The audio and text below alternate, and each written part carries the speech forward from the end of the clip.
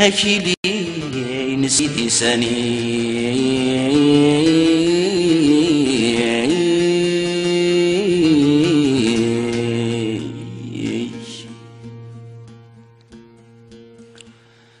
هخاميك ذي الخلاوي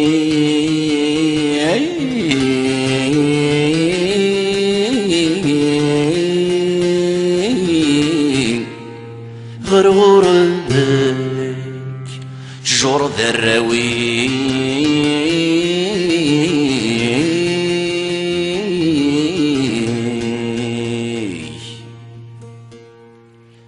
ماشي ذي الغرضي وثيقين ويغثن تبغى ندين هذا ثاني الجنين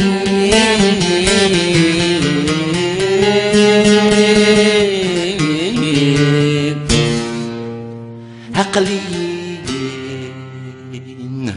ذوق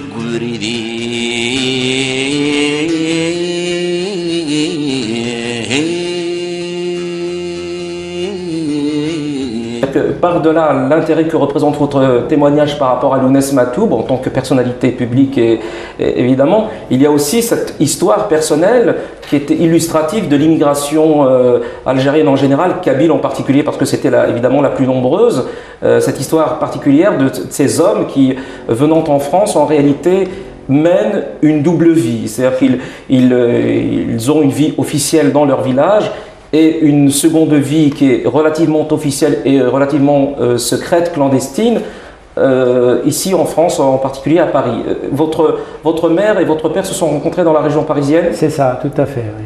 Alors, donc, je précise aussi que vous avez une sœur aussi, hein, qui est issue de la filiation Matoub. Oui. Voilà, donc en fait, il a eu 2 enfants en France. 2 enfants. Et 2 enfants en Algérie, donc Malika et Lounès, évidemment, que tout le monde connaît. Votre sœur et vous, évidemment, nous n'allons parler que de vous, puisque c'est vous qui acceptez de discuter avec nous.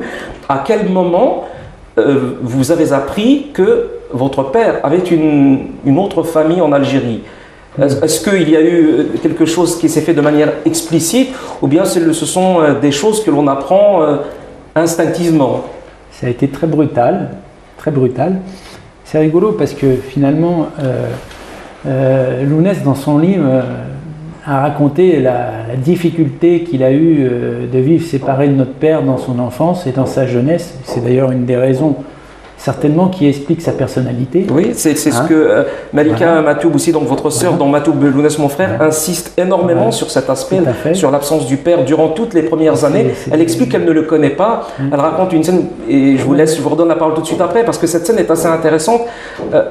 Donc à un moment donné, elle raconte qu'elle voit quelqu'un qui est assez correctement habillé, ne connaissant pas le visage de son père, elle se convainc que c'est son père, elle le suit.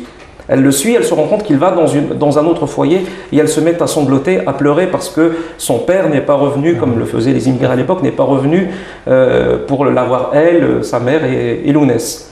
Quand on veut vous rentrer dans un moule de force en disant vous devez, à l'époque par exemple où il y avait les Français, vous devez être français. Voilà. Pas acceptable, pas français. Vous voulez être arabe, parler arabe et renier ce qui est votre culture. C'est pas acceptable non plus.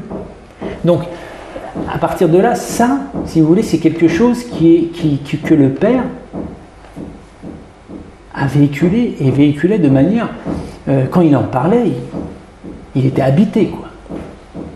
C'est très intéressant. Ça, par exemple, je ne savais pas que dès les années 60, votre père était en réalité sensible à cette cause. Notre père, par exemple, il était donc arrivé à l'époque que vous avez indiqué en France. C'est ça, je crois, à la fin des années 40, début des années 50. Voilà, à la fin de la Seconde Guerre mondiale. Il a fait son bonhomme de chemin, il a réussi à rentrer dans les hôpitaux français. Il avait un statut de fonctionnaire. Il avait un statut de fonctionnaire, mais avec l'indépendance, les accords d'Évian. Voilà, il a dû faire un choix. il a fait le choix de la nationalité algérienne. C'est ça, parce qu'il y a, selon ces accords, il y avait un délai, je crois qu'il allait jusqu'en 66-67, où les anciens citoyens français, statut indigène en Algérie, devaient prendre soit la nationalité, soit la nationalité française, soit la nationalité algérienne. Et votre père, le père de Lounès et de Malika Matoub, a décidé de prendre la nationalité algérienne. Bien sûr. Et mon père, comme beaucoup de Berbères et de Kabyles, a été très déçu par rapport à l'indépendance et le fait que on ne soit pas une Algérie plurielle. C'est ça le problème majeur. De toute manière, aujourd'hui, l'Algérie, elle peut que se sortir de son histoire que si elle accepte la pluralité. C'est intéressant. Ça, par exemple, je ne savais pas que dès les années 60, votre père était en réalité sensible à cette cause. Notre père, par exemple. Il était donc arrivé à l'époque que vous avez indiqué en France. C'est ça, je crois, fin des années 40, début des années 50. Voilà, à la fin de la Seconde Guerre mondiale. Il a fait son bonhomme de chemin, il a réussi à rentrer dans les hôpitaux français. Il avait un statut de fonctionnaire. Il avait un statut de fonctionnaire, mais avec l'indépendance, les accords d'Évian. Voilà, il a dû faire un choix. Il a fait le choix de la nationalité algérienne. C'est ça, parce qu'il y a, selon ces accords, il y avait un délai, je crois qu'il allait jusqu'en 66-67, où les anciens citoyens français, statut indigène en Algérie, devaient prendre soit la nationalité, soit la nationalité française, soit la nationalité algérienne. Et votre père, le père de Lounès et de Malika Matoub, a décidé de prendre la nationalité algérienne. Bien sûr. Et mon père, comme beaucoup de Berbères et de Kabyles, a été très déçu par rapport à l'indépendance et le fait que on ne soit pas une Algérie plurielle.